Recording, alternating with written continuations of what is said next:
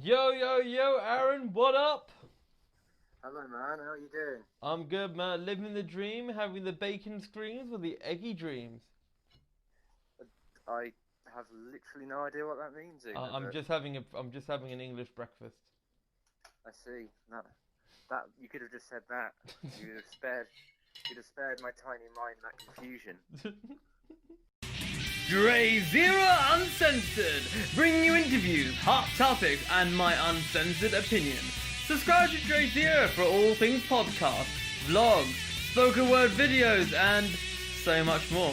Why would you go anywhere else?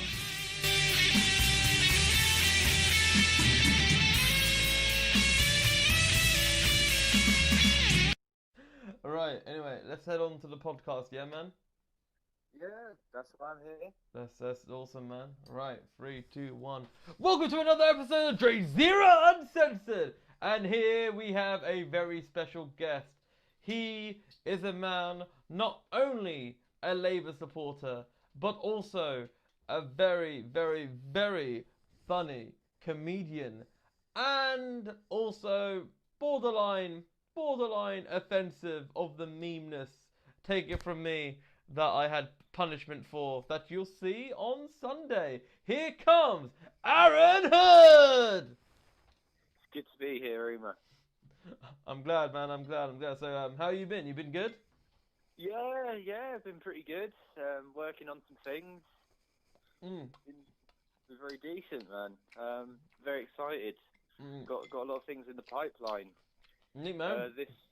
Go on. This Sunday I will be in Canterbury, leading a talk at the Autism Arts Festival about autism and comedy. That is awesome, man. That's awesome. And if anyone wants any further information, I'll link it in the description. Yeah, that'd be great. It's nice. Me and a couple of friends are just going down to Canterbury for a couple of days as a film screening. Then I'll do a 10-minute presentation on my rise to the king of the Mongs, you know. A bit like the Lion King, the rise. I will be crowned like Simba with a crown made of Lego and crayons. It's a beautiful ceremony. It'll be like the inauguration of Trump, only people will actually turn up.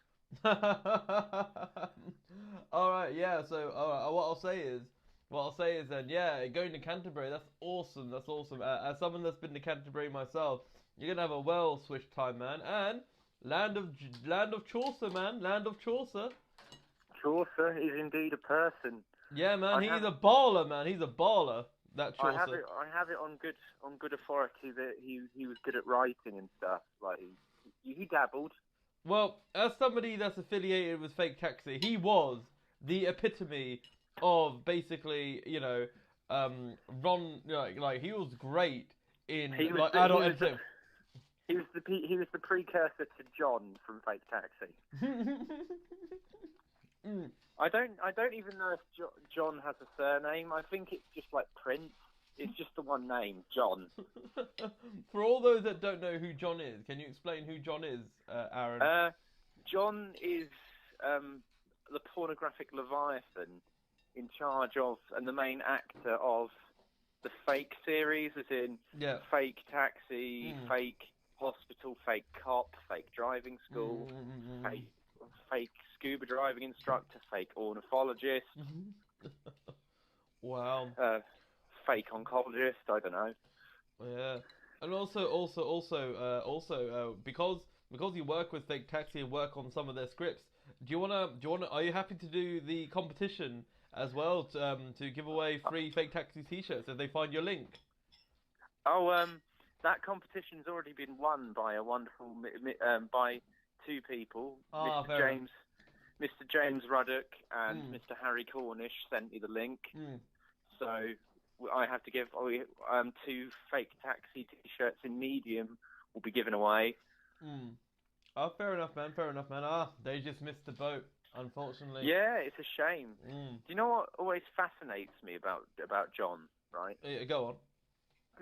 Despite the fact that he's a man of mystery and has imminently quotable lines like, "Wow, Tamworth, that's fucking ages away, mate." And my personal favourite, "Shut up, love, before I come back there and slap your tit." You know. Oh my God! You mentioned that, man. You mentioned those lines, and we're going to have some triggered people right there, man. Oh man, let's not get into that. Some people just have preferences, and you've got to respect that. Oh, absolutely. I mean, my comedy's not for everyone. Oh no. And, Definitely not. If someone doesn't like it, then you know they have a right to say they think I'm a dick for saying that sort of thing. But I have the right to my own reality and to say these things. Oh, for sure, and man, for sure. Whenever I don't get involved when people have a problem with my material. I just wish them the best and then carry on. If there's a valid criticism, like you've not dealt with this sensitively enough, or you know that's not funny, then I might listen, especially if it's by another comic. But yeah, random eggs on Twitter and Tumblosaurus Rex don't really get to me. Speaking of which, you're talking about the comedy. Tell me, what pitfalls have you had, or any experiences of which that you felt, oh man, this fucking comedy game is fucking hard?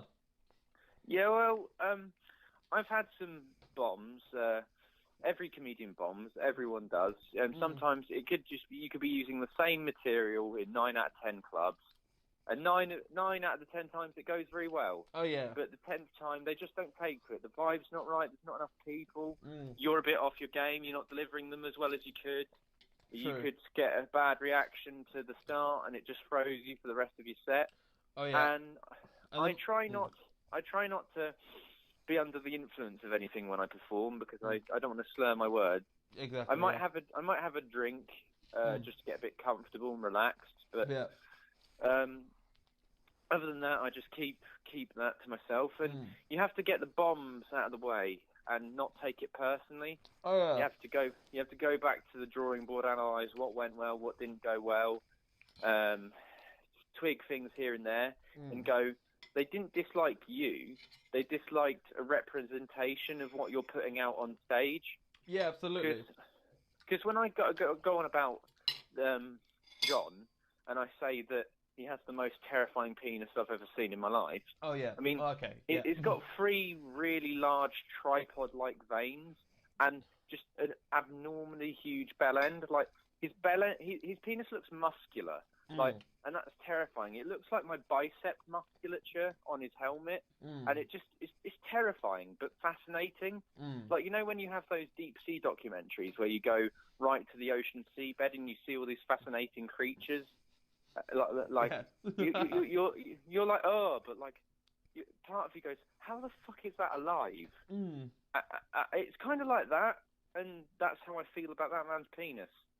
I've probably spent a lot more time thinking about it than I should, but I watch a lot of Fake Taxi. You know, I have an academic interest. It might as well do my research on everything. No, absolutely, yeah.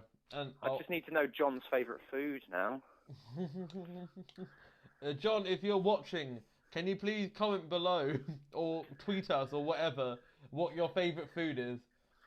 John has better things to do. Well, you never know. I mean, I'll tell you something completely random, a bit off topic. You know Tony Blair, yeah? I'm aware of him, yes. Oh my days! Did you know he's actually blocked somebody that we know on Twitter?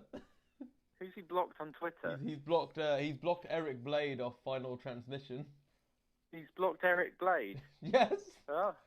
Why? Basically, we all know that Tony Blair's had a bit of those war crimes, war crimes. Everyone's got to have a hobby, Uma. You know, some people pick up colouring.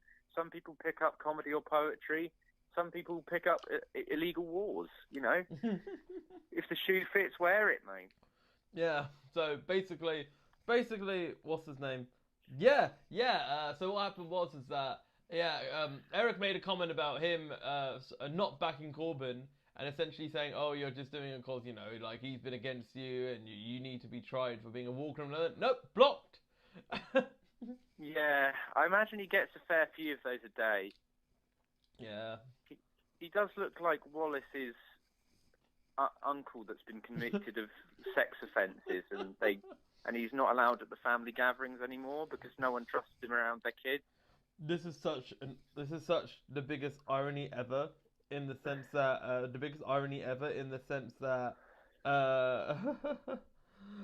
you know the irony is? The irony is that flipping he was the peace envoy for the Middle East, and we mentioned all this. Yeah, well, about 3 months after Henry Kissinger ordered a carpet bombing of Cambodia, he got a Nobel Peace Prize, and Obama's won one, even though he's authorized the most drone strikes in history.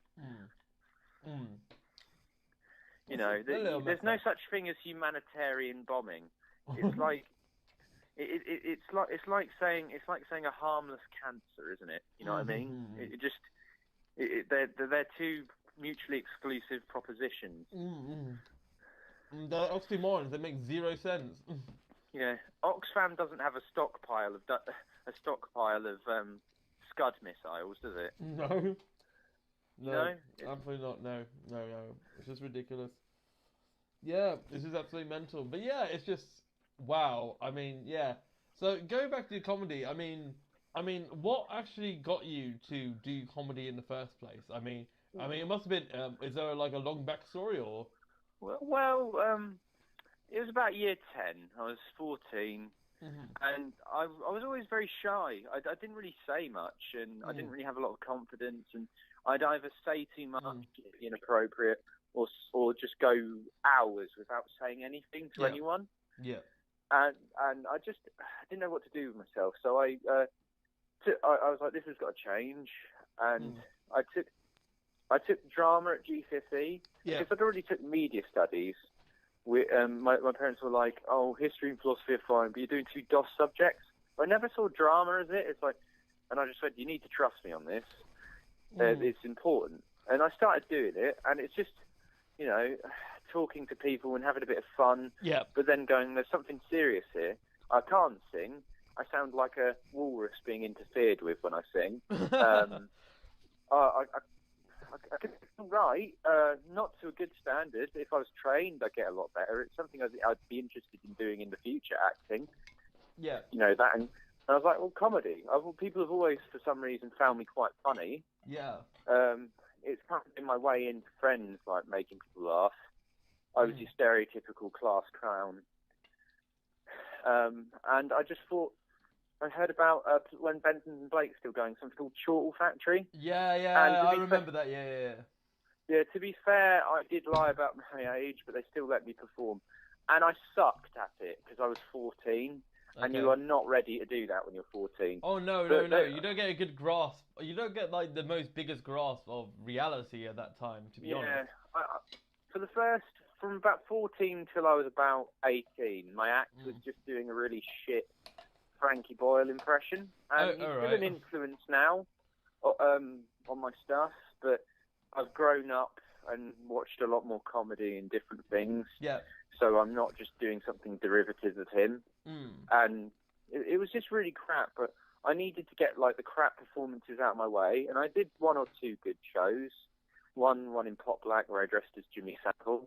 That was an interesting night. We raised about 90 quid for Focus 12. And it was good. That kept me going. Yeah. And I took a bit of but after that gig, I bombed at the Mason's Arms, and it was just really bad. The whole place smelled of UKIP, and I just wasn't going to go down well. I was in too tight jeans, and I had long hair. They just took a dislike to me, as some people do. Yeah. And so I deliberately told really shit jokes because they were just talking over me. Oh, yeah. So I just decided to just deliberately ruin their night. Oh, yeah. Which I thought was funny. Oh, yeah. Just a very quick note to everyone that's listening. Focus 12, to my knowledge, isn't that the charity for a mixture of alcohol recovery? Yeah, alcohol recovery, addiction recovery. Yeah. It's a very good charity. You should look it up. Oh, yeah, definitely. Everyone should look it up. Yeah. So, oh man, so that's very interesting. I never thought that a performer would actually have the mentality to actually ruin somebody else's night if they're not listening. That is that is something that I've never ever hit my cognition ever. Well, I demand respect to the performer, and some absolutely. And audience participation when constructive can be very helpful. Some acts thrive on it. Yeah. But when it's just horrible, when you don't like someone singing, if they're doing an acoustic set, you sit quietly, or if you really hate it, you nip out for a cigarette. Or if someone's doing poetry or a play, you don't dick about. If you're watching a film and you don't like it, you just leave. Yeah. But so why does me telling jokes have to be any different? Like, if people aren't giving me the respect that I feel I deserve, yeah, they're wasting my time. So agreed. I might as well waste theirs. So I agree more. People just have a different way of dealing with hecklers, and mine is just to be a moody prick. I can get sassy, but I just some people take the gentle sort of rib approach, whereas I sort of garrote someone with razor wire if they step to me. Or the way I deal with hecklers is like, I've had hecklers in the past. Actually, most recently, did I tell you the story about the jukebox situation that I was in recently? No, you didn't. Okay, so basically, this was performance number 99. Yes, I'm a sado, that counts. And this was in end of March. This was the day before I went to Eastbourne for my 100th performance. And yeah, this was in Ipswich, and this was at the Grinning Rat. I don't mind name dropping. So basically what happened was, the landlady for the very first time saw me perform. Now, I performed at the venue before, and everyone finds me good there. The Grinning Rat, I find, was a very good place that I perform in, and it all's good. But the landlady heckled me throughout the set, yeah, saying, "Oh, you're not a performer, blah, blah, blah." And what was funny is that I didn't know that she was the landlord until afterwards. So what she did was, towards the last few lines of my poem, yeah, towards the last few lines, she put the jukebox on. You can't, that's unacceptable. Yeah, you can't do that. Yeah, no lies. And literally, the audience was literally livid with her. They were pissed off with her. They were more pissed off with her than I was. Like, for me, I was more disappointed. But the thing is that the way I see it is that, let's say, for example, both of us were just beginning, yeah, and that happened to us. That would really knock our confidence down. You know what I mean? However, because of the fact that I've performed so many times, I handled it chill. Do you know what I mean? But I'll tell you this. Lady who I have no idea who her name is, that works at the Grinning Rat.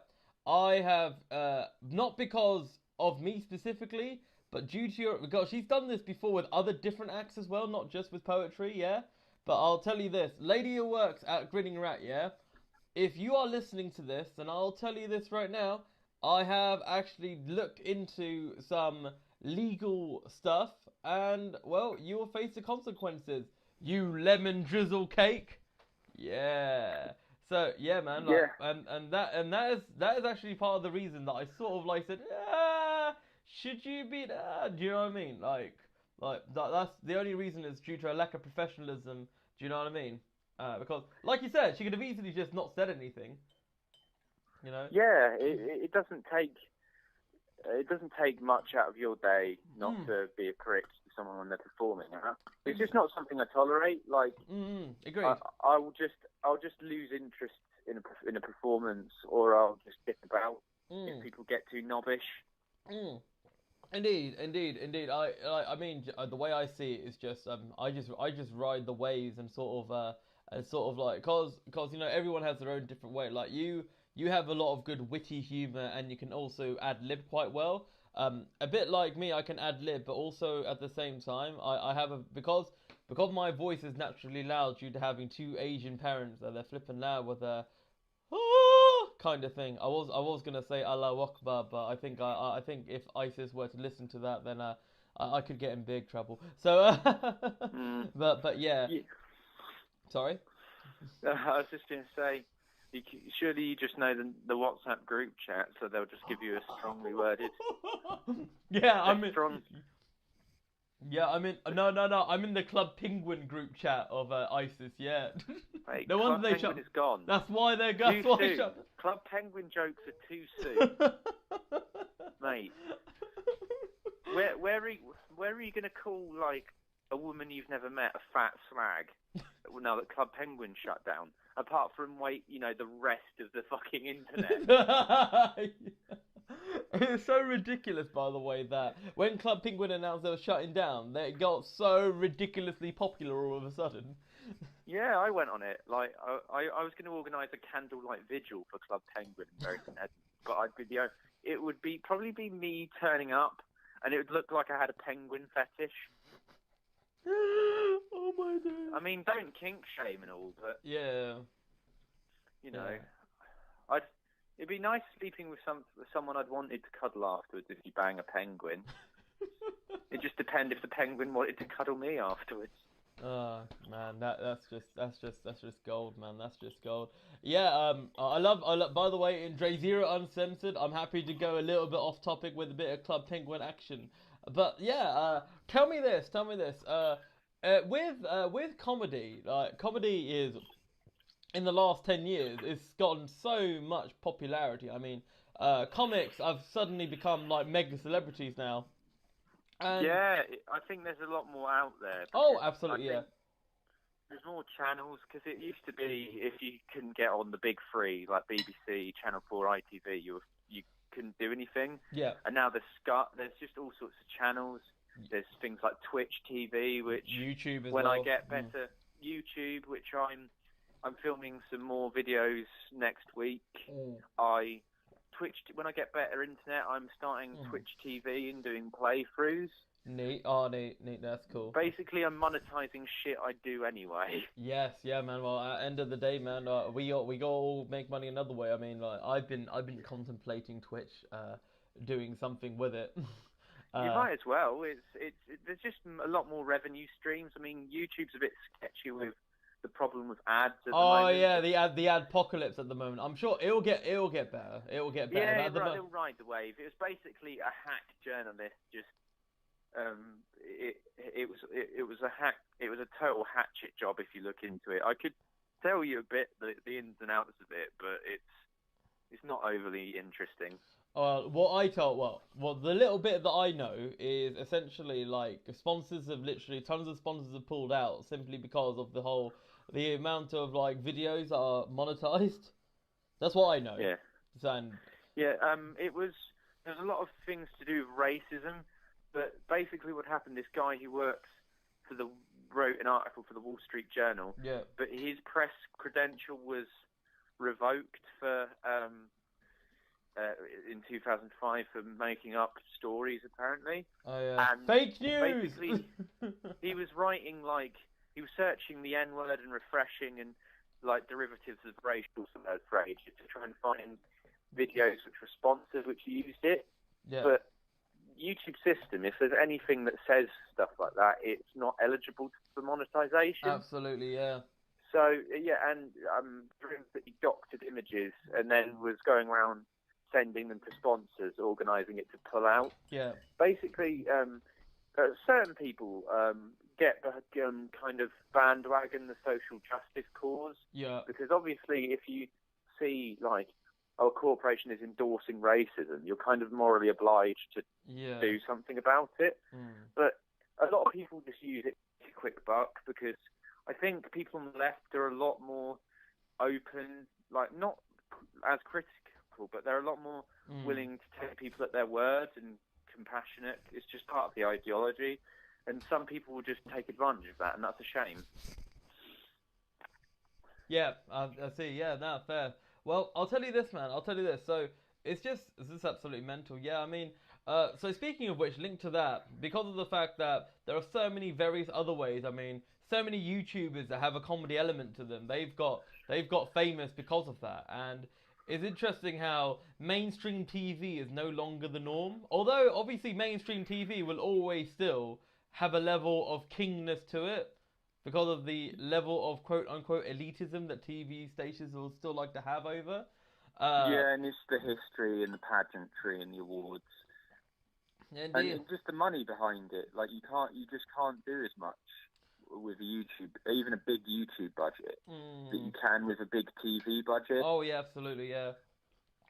I'll say that Patreon. I think you should definitely look into Patreon if you want to do also, because I'm looking into using Patreon more. Yeah, I will do when I have a few more videos out, because obviously the only video I've got out at the moment is a few on a YouTube page called Fake Retake, which is yeah. You know what that's a play on. I wonder what. Yeah. Me and a couple of my friends, Jack and Henry, have done a couple videos.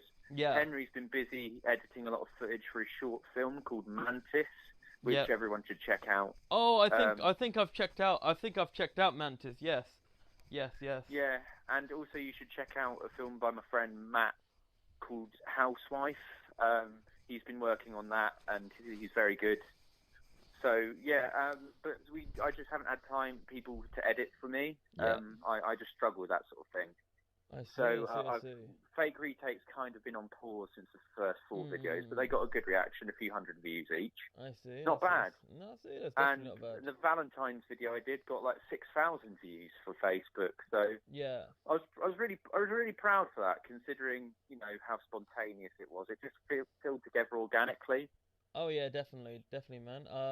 It's just all fascinating how things like falls into place. I mean, like you said, that Valentine video, that really hit the internet, man. Like, I swear it nearly hit 10,000 views. Although Facebook views are far more easier to. There's nothing to get away from, but still, that's amazing. Do you know what I mean? Yeah, it gets there organically. That's why I wanted to do it. It was a quick one just to generate a bit of interest. Yeah. People were digging it. I've got a few people in Bury who like my stuff, and a few people in Norwich and Ipswich who like my stuff. Yeah. But a few other people from all around kind of East Anglia were getting involved in it and messaging me saying how funny it was and to do more. And a lot of people were messaging me about doing projects. Yeah, and when this goes out, right? And when this goes out, no lies, yeah. When this goes out, when this honestly goes out, then you then by that time, tomorrow, when this comes out tomorrow, I should not said the day. the day after this comes out, then we'll be having Meme Court, man. Meme Court will be pretty good. Yeah, man. I'm looking forward to it. I was very satisfied with the verdict. Indeed, yeah. We're not going to reveal, but it was definitely very Meme Court got rowdy. Meme Court got very rowdy. Meme Court got very rowdy. For all those that don't know what Meme Court is, long story short, there was a massive debacle between who stole what meme between myself and the man that I'm interviewing. So it's all a bit hunky dory, but we won't say it anymore because otherwise that may ruin the intrigue and all that. It ruins the mystique of Meme Court. It ruins it. Yeah, we won't say it anymore. But but in any case, yeah. So tell me, man. So tell me before to close off because. I'm in the complete other side of the country as of recording.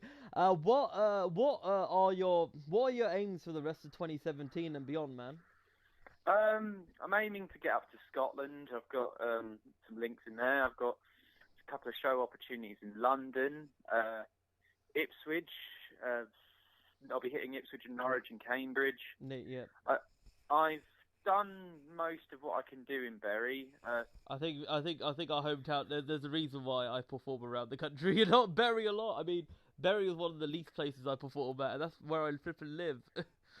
Yeah, it is. I am doing a half-hour set at the Bury Fringe all dayer next Saturday. Oh, that is awesome, man. That's awesome. I'll be on at 1:30 till 2. I've been working on some stuff. Yeah, check it out, people. If you're in the Bury St Edmunds area, please check out Aaron Hood, and tickets are only like £5, if that.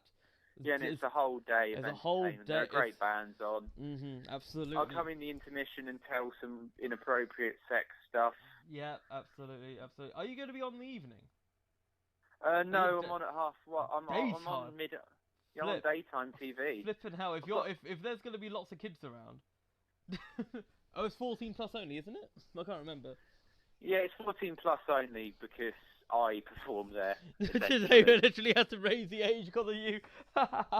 Mate, there is no way I'm on getting on daytime TV. Imagine me presenting CBeebies or something. Imagine you, the other person. You're the guy behind. Hey, Charlie. Be the new what's that guy? I can't remember. Who's that guy with the red nose? Can't remember his name. Mr. Tumble? Mr. Tumble, yeah, nah, please. Mr. Tumble's a madman. He is a madman. I bet he sessions harder than any of us. That's his actual nose. He's just done that much cocaine. Wow. Yeah.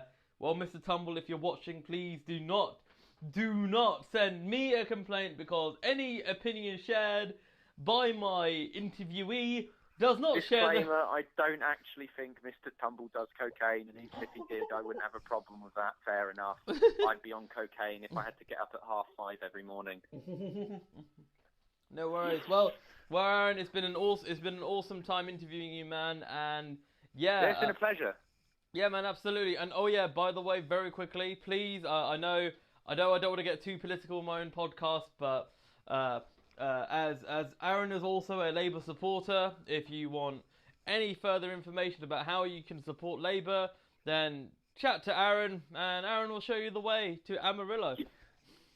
Stay lit, stay Corbyn. Stay lit, stay Corbyn. Right, Moonlight Army, this is DrayZera, and that's been another episode of DrayZera Uncensored. Alright, take it easy, man. All the best. All the best, man. Bye. Bye. DrayZera Uncensored, bringing you interviews, hot topics, and my uncensored opinion. Subscribe to DrayZera for all things podcasts, vlogs, spoken word videos, and so much more. Why would you go anywhere else?